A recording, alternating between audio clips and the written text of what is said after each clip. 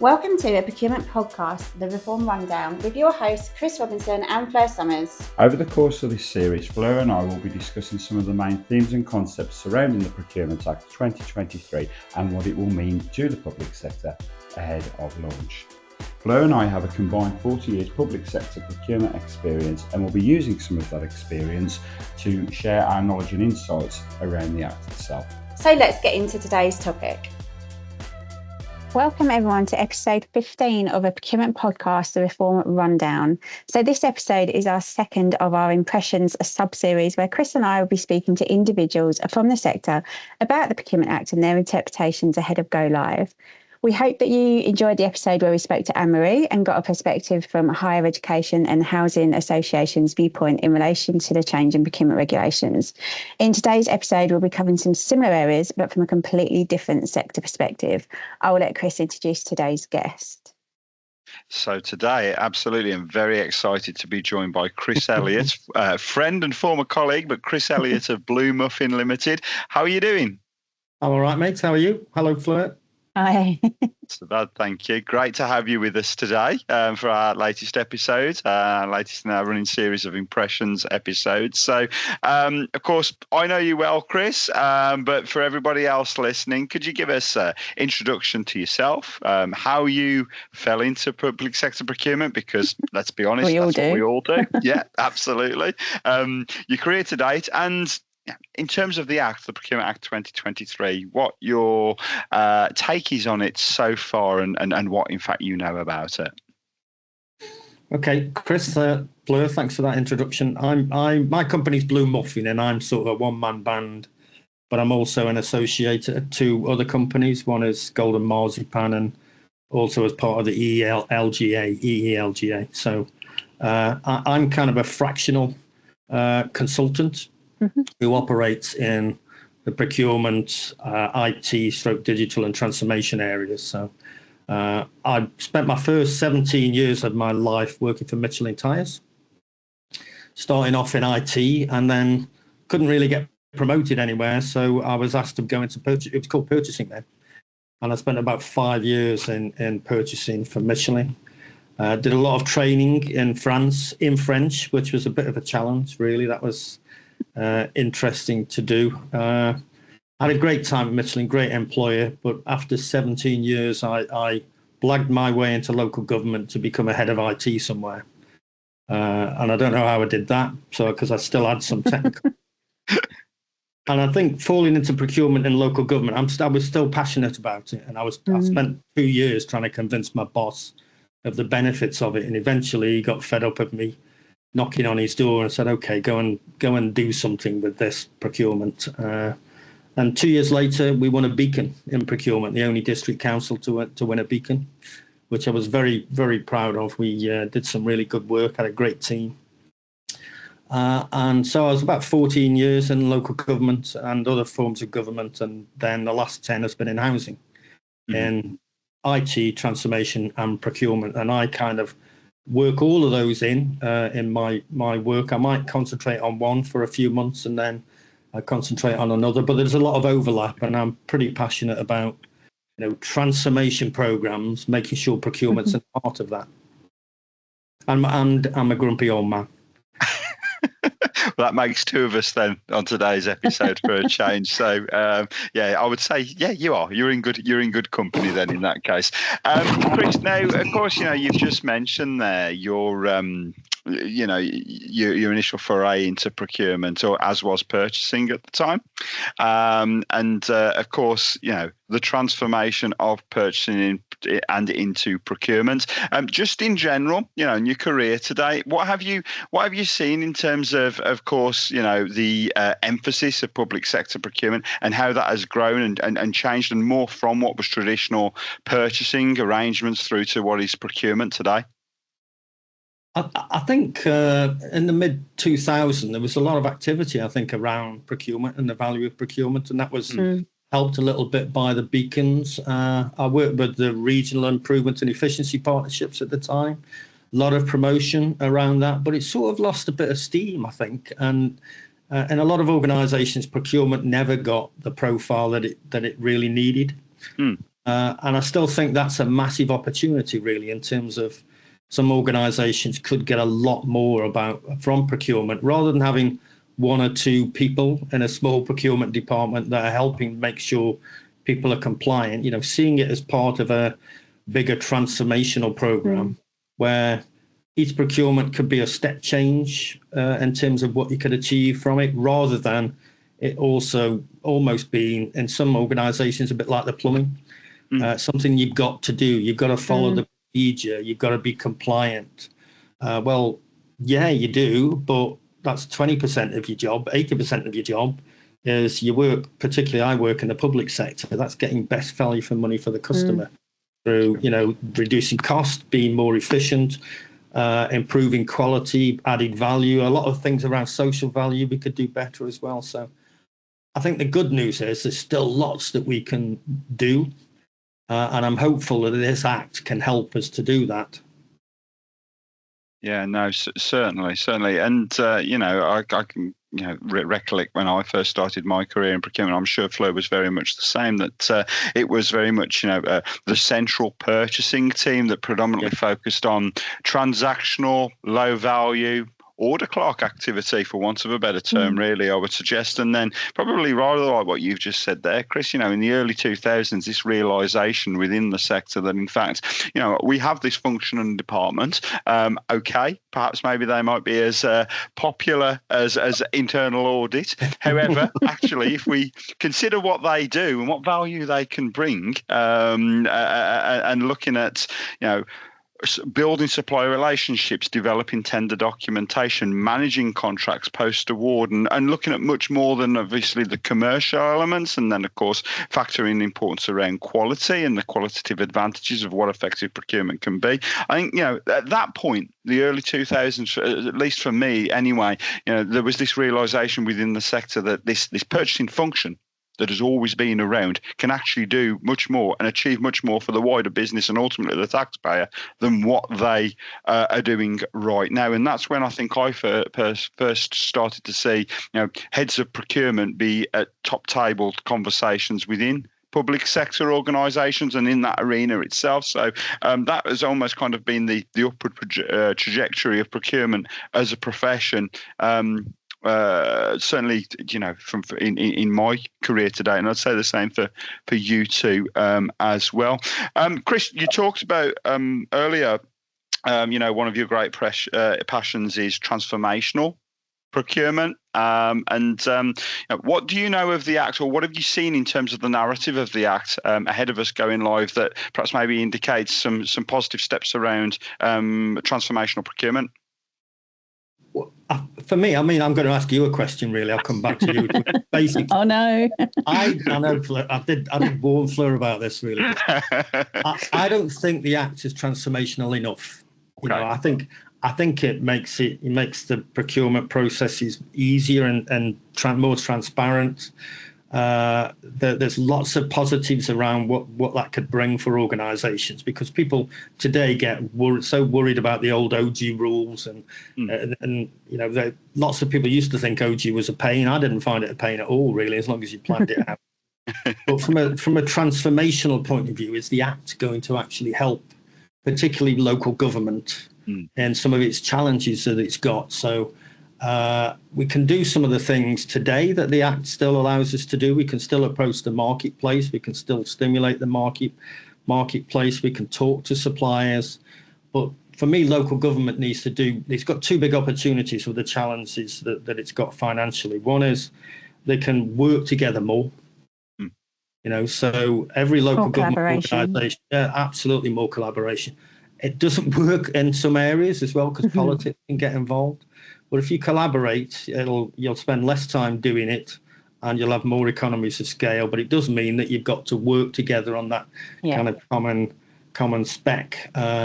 So that's an opportunity for local government, but also from the cost savings of doing a really professional procurement exercise, raising the profile and raising it out of, we've got to renew a contract, let's get the old spec out and go through the motions, to challenging what is it that we want to achieve within local government? What are the outcomes that we're looking for? and looking to the marketplace to deliver those rather than us being too prescriptive, because too often we want to tell the market how to do the job, and that kind of paradoxically that kind of limits them in terms of how effective they can be. So the good news is there's loads of potential, and I think from my perspective, my question back to you is it transformational? And if it is, what is transformational about the Act? Because I'm dead simple. I'm grumpy, and I don't quite get that it is going to be transformational. Sure. I'll hand over to our queen of best practice to answer this question first, Fleur. The question from Chris there, how would you interpret that in relation to the Act? I would say there's elements of transformational. I think there's bits that a number of sector or public sector have probably wanted for a while, especially around the ability to design your process, and having the competitive flexible procedure, I think, will definitely bring a lot of what they've been wanting to have. On the other side, there's a lot more constraints in terms of transparency and having to share a lot more information. So I think it's a bit of a tricky one, is that, yes, there's things that can be more transformational, but on the same side, there's a lot more that you have to do in terms of rules and compliance. It's getting that balance right, isn't it? But I think being able to learn from the market, understand the market, have that engagement, although as Chris says, you can do that currently, but being able to really design your processes to suit the market that you're procuring for, rather than just having to fit it into a process because that's what you can use. I think that's where there's going to be more transformation. What about you? Yeah, no, I would agree with that. I'd actually go as far to saying, recollecting the conversation in the previous episode we had with Anne-Marie, of course, and around encouraging innovation and the positive steps that the Act have actually given, and the regulations in and around that. The sector is in a catch-22 situation, I'd suggest, in that, as we all know, and given our experience within the sector, that the sector does like a good handrail. They like a good set of scenarios, which again, revisiting the conversation that we had with Anne-Marie, of course, before, the sector are expecting to see a scenario-based approach in terms of, what does an innovative solution look like? How can you get to an innovative outcome of a procurement exercise, regardless of the subject matter? So you have an Act here, I think, that actually allows and encourages innovation. However, historically and by nature of the sector, I'm not saying that the sector isn't innovative, but the thought process, the culture, they like the robustness of what the existing public contract regulations provide. So now you've got almost a complete 180 of the Procurement Act, where it says, okay, you know what, we're encouraging innovation. We expect the sector to produce more performance-based specifications rather than conformance. And I think it touches on to the point that Chris mentioned just now, in terms of the sector telling the marketplace what they want rather than how they perceive an end goal to be delivered, but over to them to actually provide the detail based on their capabilities and market insights. So it's an interesting challenge, I would suggest, and something that, the sector themselves are going to have to get familiar with by way of a difference of approach to truly obtain that innovation and what transformational achievements can be achieved through public sector procurement. Chris, the Act obviously makes positive noises around social value, which has been around since 2012, but there seems to be greater emphasis around social value in public sector procurement now, for good reason. Supporting small medium enterprises as well. Now, naturally, and I'm sure that you would agree with this, Chris, but transformational procurement by way of an approach can support that, right? Would you suggest? Yeah, I think that some people do it really well, and some people pay lip service to it, I think. And we've worked we've worked in the same area, and we worked together for a couple of years. And one organisation I worked with was really going through the motions, and they weren't really that serious. It was just a 5% added on to the score, And when the scores came in, everybody got 3 out of 5, and there was no differentiation. But there are real benefits, I think, of understanding your local supplier base, firstly, getting out there so that you can understand what their issues are in terms of applying for contracts at your organisation. Because quite often we don't listen to what people tell us about why it's difficult, and we can tie the market in knots, and we could do far better than that. But also there's lots of things that we can do and ask suppliers, how are you going to help us deliver our corporate plan and our big priorities that we've got, but help them to do that as well. So I've done a lot of housing development work, and there's lots of things you can do in that area. But you need, you can put it in the contract, people can reply, we can get very enthusiastic about that, but we've also got to make sure it happens as well. So commonly you will get apprenticeships and added value, and you'll get local business being given some aspect of the procurement in the supply chain. But it's quite easy to take your eye off the ball sometimes in terms of what actually happens, because you're more interested in, we need those houses built. That's the end product, not the social value. So there's still lots of things that we can do there. I think the problem is that sometimes if we don't plan procurements out well enough, we don't give the business enough time to participate. And before you know it, they're trying to be involved in a procurement exercise while doing their business as usual job. So that they want to get the old spec out because that's the easiest way to do it, because of a time perspective, because they've got so many other things to do. So some of the procurements that we can do could be transformational if we're asking the right questions, but we need to give the organisation time to do it. And if we don't, we'll get a bad result out of it. So, that's why I think procurement at the heart of a transformation program's really important, because it can start to ask some really fundamental business questions to start off with. What is it that we're trying to achieve? How are we doing that today? What are the routes of providing that in the future? Is it partnership? Is it the third sector? Is it the supplier base? Can we stimulate the marketplace? Is that something we can do? And how can we approach that market? How can we avoid being prescriptive and be more outcome-based? And that's why I'd like to see part of the implementation of this act to start to think about those things and change the mindset a little bit in terms of, let's think bigger and let's go back. I've said it before, there's a step change opportunity for every time you go out to the marketplace. And you should be making local government savings. That's the first thing. But we can be looking at social value more than we do today. And we can be looking at supporting local suppliers more than we do today. But let's plan it out and let's give ourselves the time to do it. Let's be less obsessed about being compliant as well. It's important, but let's spend an appropriate amount of time on those big transformational questions. And I think you raise a really important part there, Chris, in terms of social value. I think it is around, yes, you can put it in your procurement. Yes, you can get them to respond to it. But you want to be monitoring what they're actually doing and actually making sure you get what social value they said they will deliver actually delivered and those benefits being achieved. And I think that's the key bit, isn't it? You can put whatever you want in around questions and that type of thing, but having some robust ways in which you're monitoring it and making sure they are delivering and recording what's being delivered, because that's all good information to be sharing and promoting as to what they're actually doing. That's the key area that needs to be done. I think the other thing that might be missing today, and I don't know if the Act helps with this, is contract management.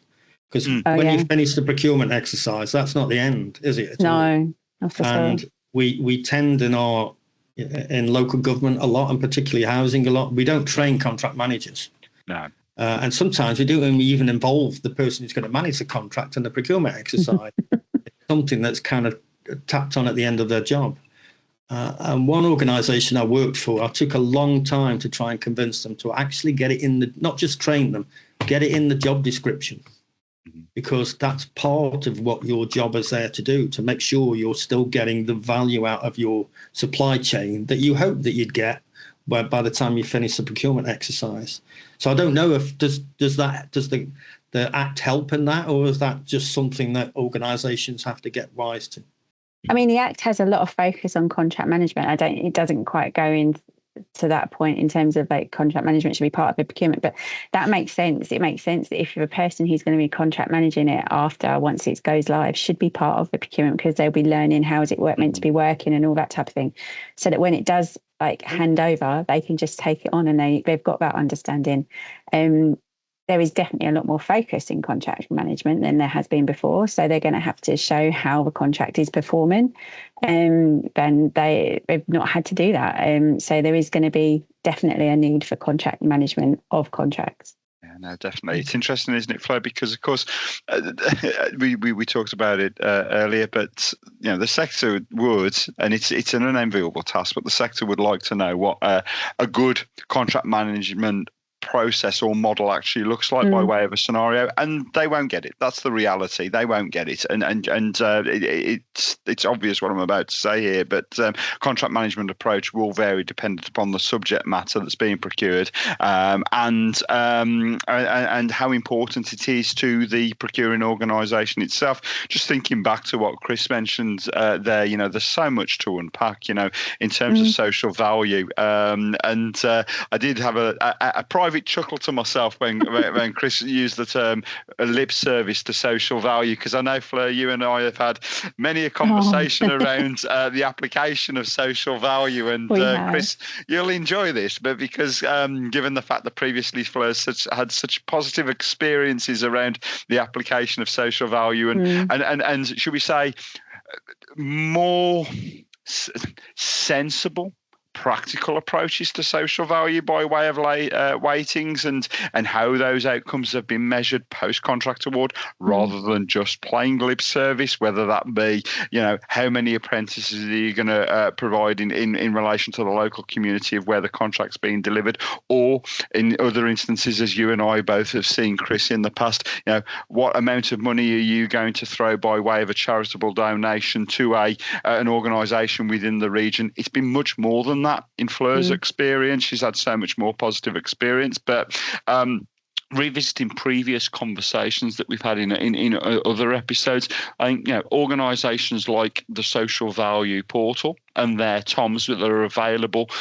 for all anyway, in terms of their themes, outcomes and measurements, will be a perfect toolkit for them to adopt by way of consideration to social value matters, I'd suggest. And Chris, going back to your point around small, medium enterprises, massive encouragement around the regard. Massive encouragement by way of, quote, have regard in relation to SMEs. But nevertheless, the encouragement is actually there. But again, a lot of thought will need to be taken by the sector themselves, the procuring body themselves, or consortium, if of course it's a consortium-based approach, around making those opportunities accessible, whether it be a split down into lots for a particular procurement requirement, so that SMEs are truly encouraged and enthused by participating in those opportunities and stand a real chance of winning those opportunities as well. I would say so. Positive steps are there, the right noises are there, but again, bit of a continued theme of today's conversation for this episode. There isn't much by way of clear guidance or a handrail for the sector to follow. And I wonder whether we'll see more of a benefit once we get into it. So, because it's an unknown, isn't it? We don't know what it's going to be like. We don't know how it's going to work. We don't know anything because it's not live.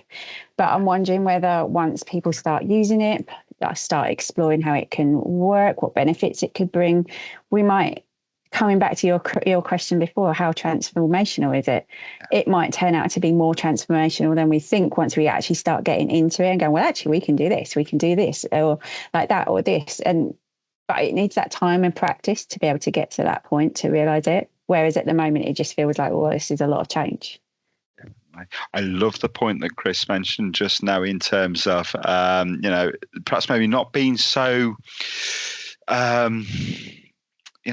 definite and conscious around compliance. And, you think, and I'm sure many of our listeners within the sector will think, well, actually, that's paramount. That's first and foremost. And yes, of course, it is of importance. But Chris, what you've got here is you've got an act that encourages innovation. And in order to be innovative, you've got to be prepared to test the water of the narrative of the act and the regulations themselves. And the main thing here is for all of us to be aware of, this act is yet to be stress tested. From a legal perspective, there is no precedent. So perhaps maybe, Chris, now's the time for organisations, once it does go live, to really test the boundaries by way of innovative procurement, would you say? I think, well, all of that, and I'm really hopeful, but I think the proof of the pudding's in the eating. And I think people will have to get used to the new procedures that you've got to follow. That's the first step, and it's already laid to some degree, hasn't it? And I'm quite interested in what the market thinks about it, because I haven't heard a lot, because what do business think that it means for them? And to have they must have been consulted at some point in time. I'm sure they would have been. But so I am an optimist, but I think that there's an opportunity here when you bring the act in and people are thinking about how they're going to deploy it and follow the rules, etc. It's raise the profile of procurement in the organisation at the same time. And we might be looking at innovation as part of this, but part of that is questioning yourself internally as what is it that we want to achieve and how can we achieve that, and think a little bit more strategically at that level and challenge your own organisation in terms of what that means for you. So, some things very basic local governments, and it's going back to my point about sharing. Every second tier authority has a revs and bends system. Everybody has that same function, but it's the same function for everybody. And why is that the case? It shouldn't really be the case at all, in my view. But if we were to change it, there's a risk involved in changing that. We might say, let's put it all together at a higher level of government and procure new systems. But government have got a track record of not doing that very well. Birmingham's an example of that, and there are lots of others, so great ambition. But in terms of the carrying it out, then there tend to be more failures, or perhaps more high profile failures than not. And I've done one before where I've worked in partnership with 5 councils to procure a revs and bends system. And it was a new system. But the problem was the partnership didn't work. It wasn't the way that we went out to the marketplace. So one of the 5 partners, as soon as we can't sign the contract, decided they didn't want to do it. 2 of them didn't like the pace that had been agreed and couldn't put the resources in. 1 of them had to implement it, and the others didn't want to implement it because it meant that they had to implement it. So in terms of an innovative way of approaching the marketplace and the response to the market, that was great. But working together, it just didn't work. But there are other examples where I've procured insurance together with others. And when we did that, this is probably about 15 years ago, and in the market said, "Oh, you can't do that. Everybody's different." Well, no, we're not really, are we? Local government, particularly second tier. And what actually was happening is the main supplier in the marketplace, who you will know, was trying to stop it happening, because they knew it was going to increase competition, and eventually they won the business again. But there was about a 20% saving. But it did mean that you had to work really hard together and challenge each other about your specification, the way you were going about it, and put quite a lot of effort in. And it meant kind of raising the profile of that as an exercise of showing that you can work together, but it takes a lot of commitment. But do choose your right partner. Yeah. I think, and without wanting to sound like a broken record here, and going back to the element around innovative procurement and really testing the boundaries of the acts and what can truly be delivered within the new soon-to-be regulations, is that, for example, if you are a district council, and you're looking to procure, or you have a procurement program, of course, as well, and you really want to test those boundaries around innovative outcomes and what you could actually truly achieve from a procurement exercise, you'd be looking at the likes of, the larger local authorities with a greater resource, and probably I think, there's a role to be played by, some of the major consortium providers, like, for example, Crown Commercial Services, that, once go live, because of the greater economies of scale, because of their reach, because of the gravitas which comes with those types of organisations from a marketplace perspective, they can really take a lead, I would suggest, in terms of new innovative approaches, future-proofing contracting opportunities for public sector bodies to tap into by way of frameworks, etc. I think, there's the wider sector are going to be looking at organisations such as that to really, again, push those boundaries and try and identify what in fact is possible in terms of innovative procurement solutions. Isn't there also an element of learning amongst themselves as well? So, for example, if you've got authorities that have already been procuring, like under the light touch regulations, they've already had a bit of this freedom in where they can design a process. So there should be some learning already that they can almost take and go, well, okay, we know that sort of worked over there under light touch. What can we utilise over here? So there's almost a bit of in-house learning from like that type of areas. No, I'd agree. I'd like to see, I think it worked at the time, the regional improvement and efficiency partnerships. It raised the profile of procurement, and it created an environment of support to people who wanted to work together. And some quite innovative work was done at the time. But it sort of just lost funding and lost momentum. And then local authorities had other things to focus on, and that I think you're going to have to create something that's going to make that happen, because people working in local authorities are so, tend to be so busy. They can't make the space to do some of these. They want to, but they can't make the space to do it. And there's so much potential that we've got here. Let's not lose. This is a real opportunity of doing something different. You don't do it now. In another 10 years, you'll be saying, well, why didn't we? Why did we get deflected? But I still do have that worry. I spoke to somebody yesterday who was going to start a procurement exercise. And their first thought was, I've got to do it right. I'm going to get caught out if I don't do it right. And so that's where I've got to put my energy. And it was primarily because they're a small organisation and they haven't got specialist resources. And procurement isn't very high in their kind of hierarchy. But that's still a bit of a worry to me, that really we're going to need to go through the process, rather than there's an opportunity here to get a different outcome which might be for the next 3, 5, 7 years. So that's where I think the partnership work in the regional improvement efficiency partnerships helped there, particularly for organisations that didn't have a lot of capacity available to them. Or any procurement resource at all. Chris, as you would know, those regional centres of excellence were a massive support for those organisations that didn't actually have procurement functions. They had people in other roles that did, for want of a better term, part-time procurement, didn't they? So that was where they really added value. And the challenges those organisations will have now and back then will still be valid today, and they'll be looking at this act. They'll be looking at the stabilisers are off in comparison to the existing public contract regulations, and then it'll be a case of, well, okay, now go try and work in the confines of the world of the new Procurement Act itself, and they'll be scratching around like we've just said. You can imagine everyone in February, can't you? Just going, Yeah. It's that famous Spider-Man meme, isn't it? Where you've got 3 versions of Spider-Man, they're all pointing at one another. It's like, well, who's going to move first? Which one? Which one is it? So definitely. So, but there's certainly a lot to consider in that regard. Chris, you picked up on a point in terms of what has been made available to suppliers around the Act and upskilling and educating them.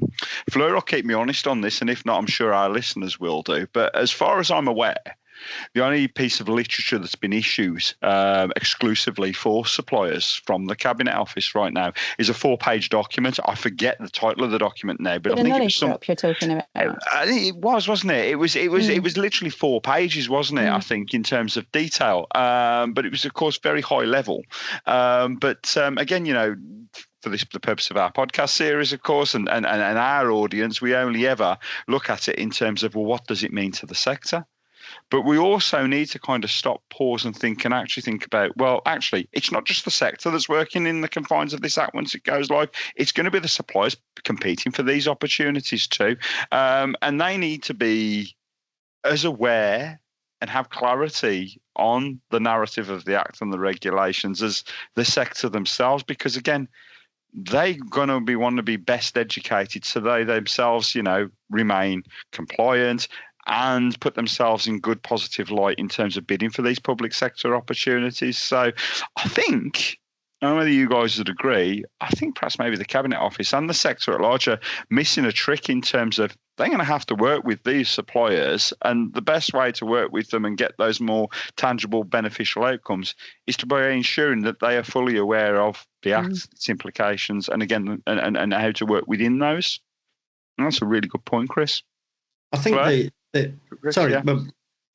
for me, one of the issues that I'm worried about the smaller suppliers as well, who don't really have the capacity to kind of navigate these kind of things, and particularly if local authorities do start to collaborate more and bigger contracts go out, how can they apply for those or collaborate with other people, or with other organisations to bid for that business? And for them, I've spoken to a few, particularly around the housing area when I did development.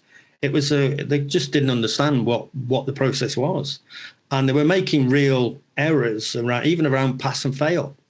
Where we thought the supplier should know what that means, and we'd done it for a particular reason. Yet some suppliers who might have been really would have been useful, it would have been good for them, would have been good for the local economy. With a bit of help, they might have not failed in that procurement exercise. And sometimes the one I was dealing with in London, the same supplier kept failing as well. Well, that should have been a red flag for the organisation to say, listen, there's somebody local here. They employ local people. We really wanted a vibrant local economy, but we're not helping them, not giving them the business, but not helping them to actually get to the table and have a really good chance. So I hope that changes. Some people might be really good at that kind of thing. But again, you've got to put the effort in. To get the payback. And as you said, Chris, some organisations, particularly smaller housing associations, procurement's been attached to some person in finance, and it's their job they do on Friday afternoons, and they help people with the process of procurement to make sure they remain compliant, but they aren't really there, and they haven't got the time there to make sure that you can actually get the most out of going out to the marketplace. You mentioned, Chris, and you've just done that again now, but earlier on you mentioned time. Okay, and we know working within the sector, in often cases that is a luxury that they don't have. And when you think about, the particular area of interest of yours and the passion of yours, Chris, by way of transformational procurement and transformational outcomes and innovative procurement in general, it's a difficult ask, isn't it, in terms of trying to get the sector almost to change their thought processes, to devote time to focus on proper tangible benefits and outcomes by way of transformational and innovative procurement outcomes, when again they're so pressed for time, and in often cases firefighting. We've all worked for both small and large public sector procuring organisations to be able to get the best outcomes, I suppose, from both a transformational and innovative perspective. No, I think, well, again, working in housing, one of the transformational things, it doesn't sound very transformational, is do we really need this in the first place? Yeah. That's the first question. And the reason I said it's really common in a housing management system procurement, what's happened is people have got frustrated with their current supplier. It's not working. They can't do X, Y, and Z. But quite often it's not working because they've bent the product out of shape. They haven't invested in the product. They haven't trained the staff. They haven't upgraded the system. They've got 100 spreadsheets and workarounds. The people who knew about the system left years ago, and people are trying to do amends. So they're getting in a position. The best thing to do is let's get another system. And it's always painful. Mm-hmm. It always takes a lot longer than you anticipate. Nearly every procurement exercise and project takes a lot longer and costs a lot more money. And in the end, if they'd have asked those questions at the beginning, the options analysis would have been, can we actually make better use of what we've got today rather than going out to the marketplace? We could save ourselves a lot of risk and a lot of pain. And that happens quite a lot. And, and there aren't many housing management systems, and they're all very similar, except for Dynamics, which is another issue completely. But housing can go from one supplier to another every 10 years because they get fed up with what they've got. But a fundamental question is, is the problem us, not the system that we've got? Not very transformational, but it can be. It saves you a lot of money. And that's some of the key questions that you should be talking about or discussing and determining at the very beginning, isn't it? Before you even start anything. What is it we actually need? Do we need this? Is there any other options available? And then you would go out to procurement once you've determined that is the approach to take. And the kind of the second mistake people make in this area, and I understand why, they're buying a nice new shiny product. That's what they think they get. But they're actually, what you're buying is a supplier helping you to move from where you are today to where you want to be in the future. And a lot of what you're buying is that project management expertise, the transition expertise, all of those things, that the outcome you want is you want a really good, fully functioning system at the end of it. And where it all goes wrong is that people's data is poor, the interfaces don't work, and they kind of lose their focus on who's responsible for fixing all of those issues.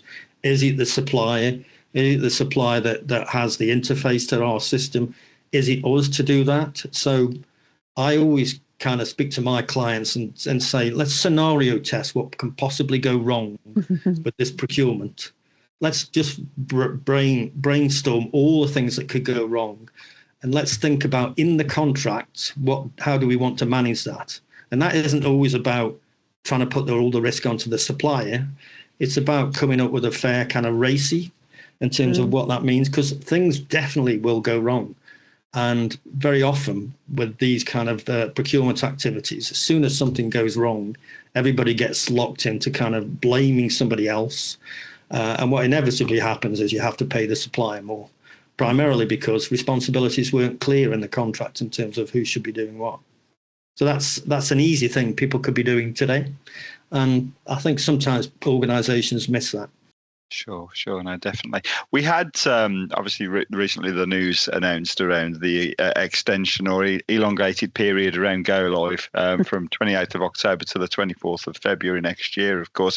I think it's a given that the sector really should use this additional time now as an opportunity to review their internal processes and procedures, any existing system and platforms they've got in place. We haven't we? But we're going to reiterate it, Fleur, because it's so important for the sector, to use this as additional time to have a look at how they currently administer their procurement exercises, again, in order to get themselves fully business ready for go live.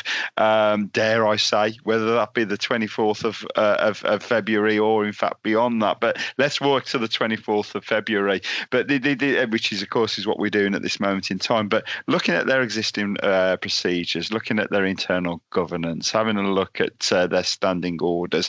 Chris mentioned around their perhaps maybe their software platforms that they could have a look at as well. We've covered episodes, of course, in the past with Spencer Hill around organisations carrying out maturity assessments to determine where they sit from a procurement perspective right now. I think these are all really, really important steps that the sector should be having a look at ahead of go live. Chris, I have one more question, or a scenario-based question for you before we wrap. Feels like an interview, mate. It does, doesn't it? It's not going to be where you want to be. No. It's not going to be where you see yourself in 5 years or whatever. But I won't go there. But imagine then, that you come across a magic lamp. Right, this magic lamp is not the best magic lamp in the world, because when you rub it, this genie can grant you any wish, and this wish, however, there's the caveat to it, is it must relate to the Procurement Act. So where you were going I'm off on one yet again.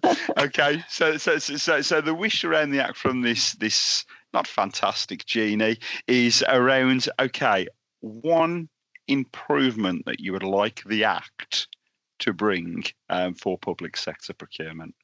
I think that the one big opportunity that we've got now, and this delay helps with that, is that organisations who would have been preparing probably have done a lot of the hard work. So how can they really think more strategically about using this as a springboard for changing the impact of procurement within their business and within their sector? How can they do that? Because there are massive challenges, particularly financial challenges, and local authorities and housing associations have a lot of power of purchase. Money can dictate things, but also how you approach the marketplace.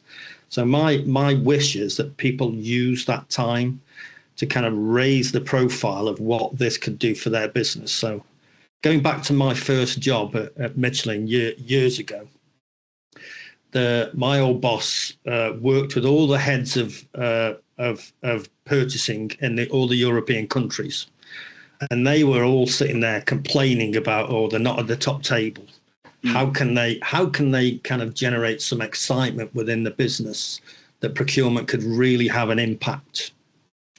And they came up with something that sold the story to the senior management, and that was, if procurement saves about 3 or 4% per year on everything that we buy, and that's not necessarily through just going through to the marketplace, it's being really clear about what it is that we want.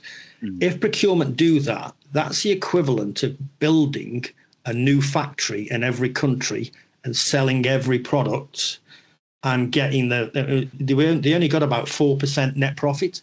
That saving from procurement was the equivalent of building a factory in every country. And that kind of blew people's minds a little bit to say, actually, we haven't got the money to do that. There's lots of risk. But if we invest in procurement, the impact on the business is going to be transformational in terms of what we could do. So I would like people to see this as an opportunity to kind of rethink, be more strategic, take the opportunity while you're getting some impetus around the Act and really go for it. It's fantastic. That's Definitely fantastic. agree. Yeah. And hopefully the genie would be able to grant that wish and actually, It's a complicated wish, isn't it? Yeah, it certainly is. And if he can do that, perhaps maybe we could negotiate a second and third wish as well, sticking with the My traditional. second wish is, can I have Stoke City back in the Premiership and Wolves back in the Championship? I think the third wish you may well get the way that they're playing at the moment, Chris, to be honest. But we will see. I don't think don't waste a wish on that. Let's just say that. All right, mate. Thank you. So much. I think that's all we have time for today. Yeah, Thanks again to Chris for taking time to talk to us and provide such valuable insights. As ever, make sure you continue to look out for our future episodes on Apple, Amazon Music and Spotify. Where I think we may have another impression sub-series sort of episode coming up with another guest speaker. So make sure to look out for that one. So we'll see you all in the next episode.